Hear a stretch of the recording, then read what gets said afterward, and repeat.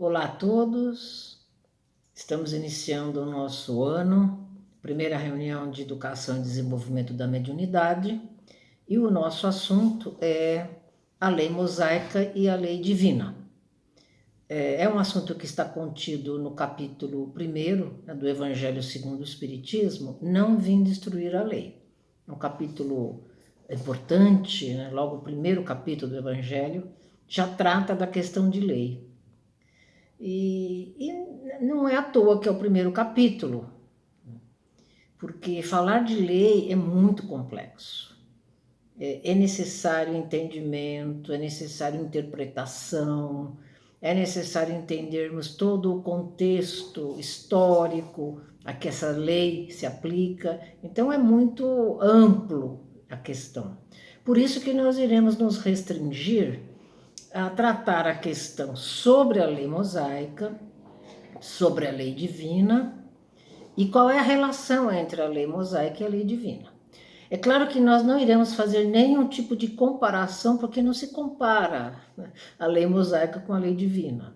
Então, nosso objetivo não é comparações. É falar um pouquinho das características de cada uma delas e a aplicação de cada uma delas. Mais isso, mas de uma forma bem sintética mesmo, porque é um assunto muito complexo, é muito profundo. Então, acho que a primeira questão, né, que nós começamos aqui é sobre a lei mosaica. É muito comum nós associarmos a lei mosaica com os 10 mandamentos. Eu falo, lei de Moisés, ou lei mosaica, os 10 mandamentos. Mas a lei mosaica não se restringe aos 10 mandamentos. A lei mosaica, na verdade, ela tem duas partes muito distintas. Uma delas é considerada, né, aquela lei que Moisés recebeu, segundo os escritos bíblicos, no Monte Sinai, e a outra parte é a lei promulgada por Moisés. Então, essa primeira parte, dizendo que a lei que Moisés recebeu no Monte Sinai é considerada a lei de Deus, recebida diretamente por Moisés. E a outra é a lei que Moisés criou, né, promulgou para um povo, uma nação que estava se formando. Então, elas são bastante distintas. Mas quando nós falamos em lei de Moisés, também é muito associada à lei de Moisés essa questão da proibição, da rigidez, da severidade, dos castigos, das penalizações. E muitas vezes nós não abrimos um pouquinho maior o campo para entendermos melhor o objetivo da lei de Moisés. Então, na verdade, naquele momento histórico em que Moisés promulgou leis, aí foram leis, que ele atribuiu a Deus. Ele atribuiu de origem divina a sua lei, a lei promulgada por ele. Mas nós podemos, se analisarmos, né, profundamente a lei mosaica, ela é composta por 5 livros, conhecido como Pentateuco. Também as pessoas associam a lei, né, de Moisés à Torá. Né? Então, Torá quer dizer lei, e Torá é composta pelos 5 livros de Moisés, que é o Pentateuco. Né? Então, nós poderíamos dizer, se naquele primeiro momento a ideia era imprimir uma autoridade, uma origem divina para conter um povo, né, que havia se recém-libertado, né, de um domínio egípcio muito cruel. Então era um povo que estava desorganizado, um povo sem leis, sem regras. Então esse primeiro objetivo de Moisés foi conter esse povo, dar uma organização, uma estrutura para que esse povo pudesse conviver de uma maneira, né, que hoje nós poderíamos dizer, sem crueldade, sem abusos, sem preconceitos. Mas nós poderíamos dizer assim que se nós analisarmos a lei mosaica, nós poderemos entender, segundo alguns especialistas, que Moisés promulgou a primeira constituição que se tem conhecimento. Mesmo que fosse simples, um esboço, mas tem a ver com uma Constituição. Todos os países têm uma Constituição, que são leis que garantem os direitos do povo, né? Garante direitos de propriedade, direito civil, direitos humanos, né? Então, se nós analisarmos a lei de Moisés, ela foi uma primeira constituição para uma nação que estava se formando. Porque a lei de Moisés trata de direitos, não é só punições, né?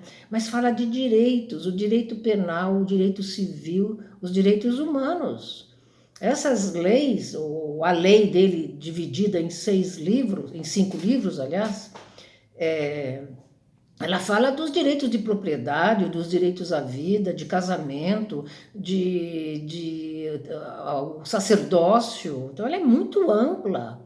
Então, nós poderíamos associar, sim, né, Moisés a um grande legislador que promulgou leis que têm a ver com o direito de uma nação, né? Que o direito de uma nação ela é fundante, são os parâmetros, né, para garantir a estrutura de uma sociedade.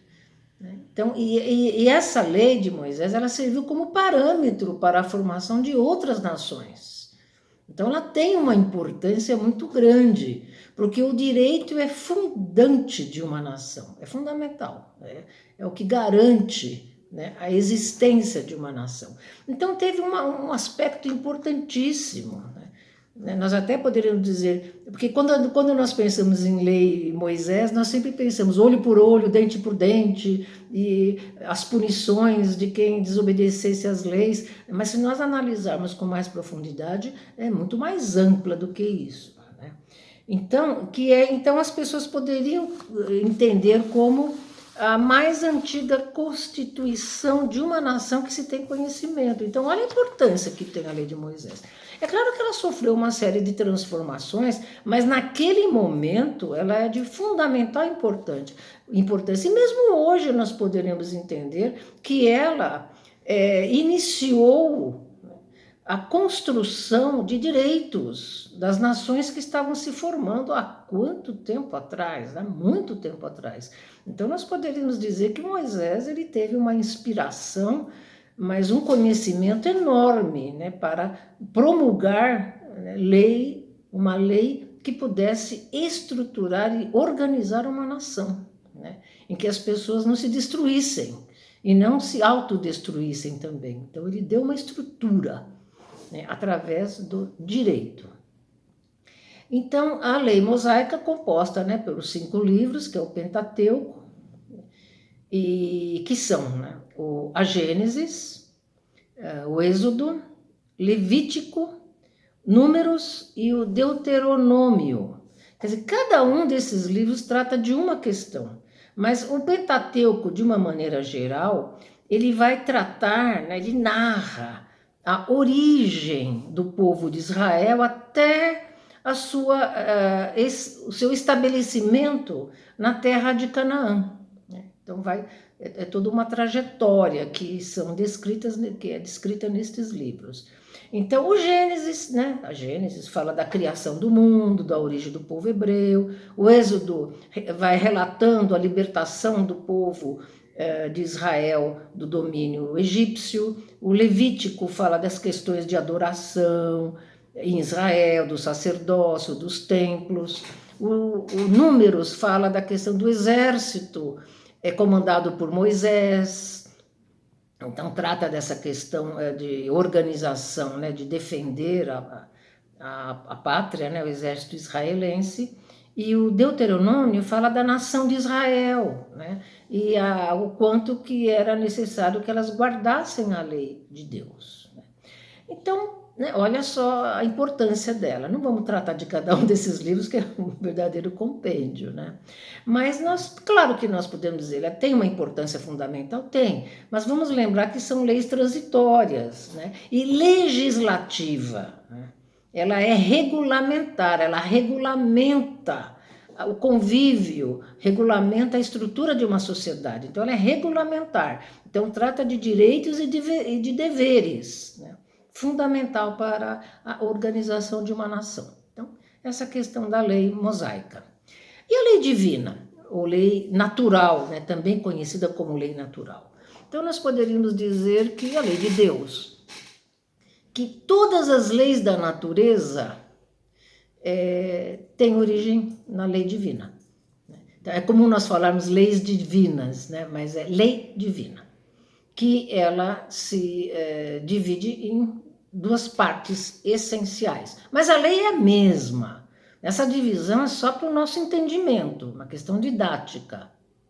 Porque é difícil para nós entendermos, né, que existe uma lei só que regula, que regula, né, regula, não é regulamenta, tudo que existe na natureza, né? Desde as questões materiais às questões espirituais. É a mesma lei que rege tudo que existe no universo, da matéria ao espírito. Olha a grandiosidade da lei divina. Mas se nós quisermos fazer essa distinção, podemos dizer que ela se divide, né, de duas formas, de uma maneira geral, que seriam as leis físicas. Então, são todas as leis ligadas aos movimentos dos astros, da matéria, das relações da matéria, das transformações, de tudo que existe de material no universo, não é no nosso mundo só. Mas no nosso mundo, por exemplo, todas as leis da física, da química, da biologia, de todas as ciências exatas, biológicas, né, é regida ou é de origem divina. É lei divina. O homem só descobre, ele não cria, ele só descobre essas leis, as leis físicas, que trata da questão da matéria e das relações da matéria e de todas as transformações da matéria. E as leis morais, né, que tratam, que falam, né, que orientam a caminhada do homem rumo ao processo evolutivo, rumo ao seu desenvolvimento, rumo à perfeição. Então são as leis morais. E as leis morais, elas tratam da relação do homem com Deus, o homem consigo mesmo e o homem com o próximo, né? Então tem essa característica. Agora, se nós imaginarmos, né, que a mesma lei que rege funcionamento da matéria é a mesma lei que rege o funcionamento do nosso funcionamento psíquico, olha, é a mesma lei. Olha só, para nós entendermos as características da lei divina. De uma grandiosidade imensa. Então, ela não é transitória, né? Se nós entendermos a lei mosaica como lei humana, a que foi promulgada por Moisés é lei humana, mas a lei, né, divina, ela é lei divina. Né? Ela não tem a ver com a lei humana, porque ela não tem as características da lei humana. Então não tem transitoriedade, ela não vai se transformando ao longo do tempo, ela não se adequa ou não se aplica a um determinado povo, numa determinada época, num determinado contexto histórico, né? Ela é uma lei, né, que rege o universo inteiro em todos os tempos. Então, ela é por isso que se diz que a lei divina é regular, né? Não é regulamentar, porque não tem proibições, não tem regras, mas é regular.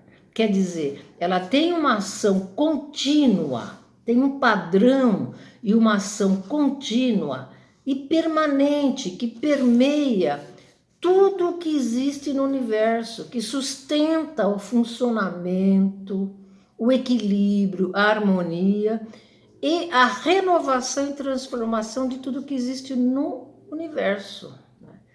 E a lei divina, então o que é a lei divina nós podemos dizer dela? Não vamos entrar em muitos detalhes, porque nós não sabemos muito da lei divina, né? Nós descobrimos, né, olhando para a natureza, nós vamos descobrindo a expressão, a manifestação e a intenção de Deus, que é o que reflete a lei divina, né? A sua intenção. Então, elas representam um sistema formado por uma unidade que tem como característica marcante a regularidade. Quer dizer, os fenômenos se repetem num tempo determinado, com as mesmas características, desenhando um padrão de ordem, de organização, de uma inteligência suprema, né? E que sustentam todo o funcionamento e toda a dinâmica do universo, né? Mantendo a coesão e produzindo equilíbrio. Então, olha, né, a grandiosidade da lei divina. Então, não é nós compararmos, é só dizermos que a lei de Deus, a lei divina, não é transitória, né? E ela tem uma regularidade que é o padrão da lei divina. O padrão da lei humana é sofrer transformações constantes para ir se adaptando ao progresso, né? A lei divina é completamente diferente dessa necessidade de se modificar para atender às transformações do mundo, né? Bom, e aí, o último assunto é qual é a relação que existe entre a lei divina e a lei de Moisés, né?